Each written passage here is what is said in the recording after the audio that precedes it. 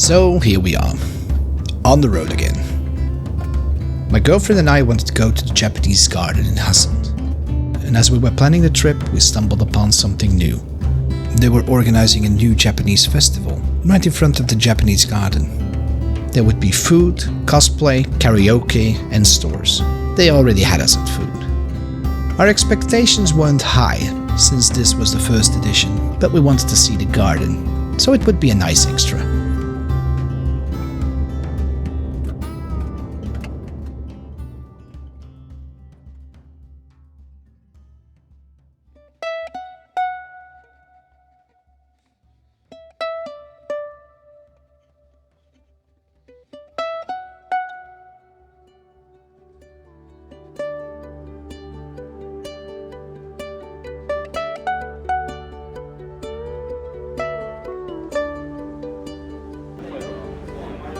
We got there early, so we looked around, checked out all the stalls. After strolling around, the air of food took over. The first thing you could smell was takoyaki. The baked dough, the vegetables, the octopus. It puts you in a state of mind where you just go like, yummy, must have. Oh.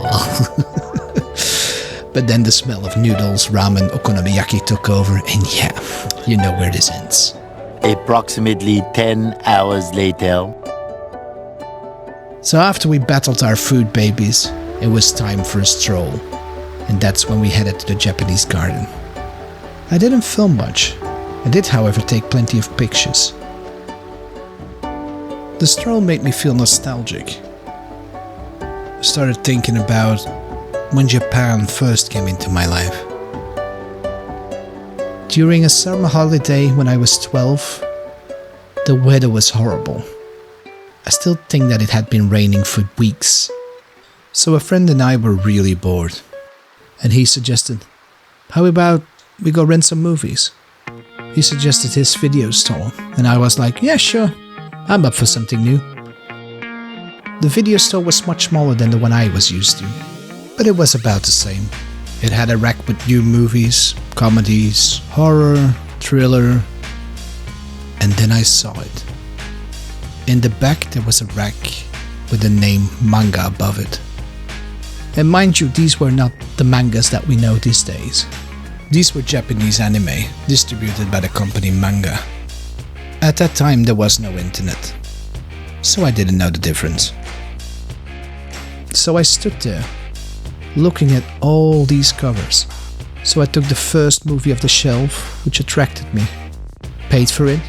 When I got home, I put the VHS in the player, and then the promo of the distributor started. And it went something like this.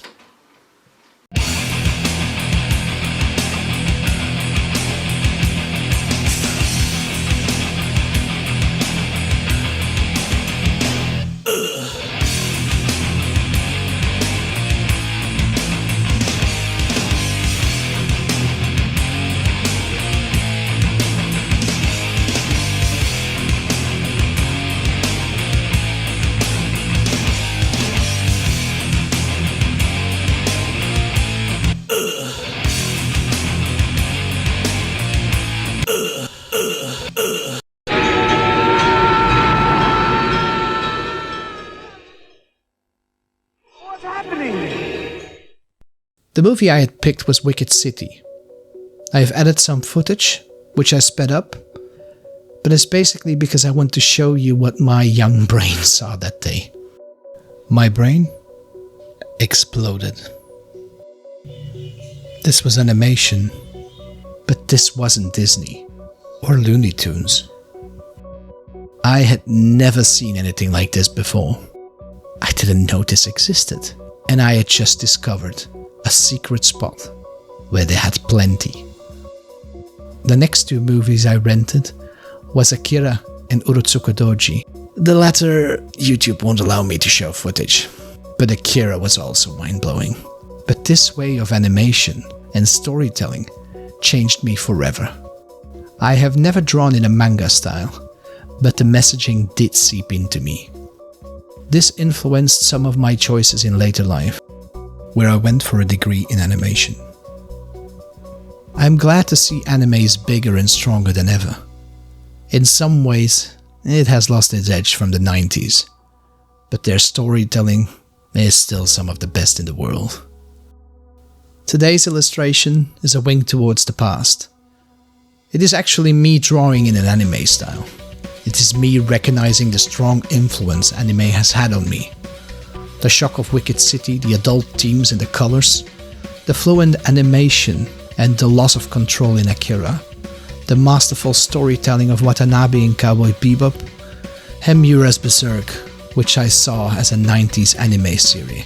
And after that twist in the Golden Age arc, my mind was blown again. I discovered mangas later in life and fell in love all over again. I still vividly remember seeing that rack in the back of the video store, seeing all those covers. It has changed me forever. So I tip my hat at the multitude of artists in the East who worked so hard that their stories now thrive in the West. Interested in more topics such as these? Then check out my website, fushel.com. Thank you for watching.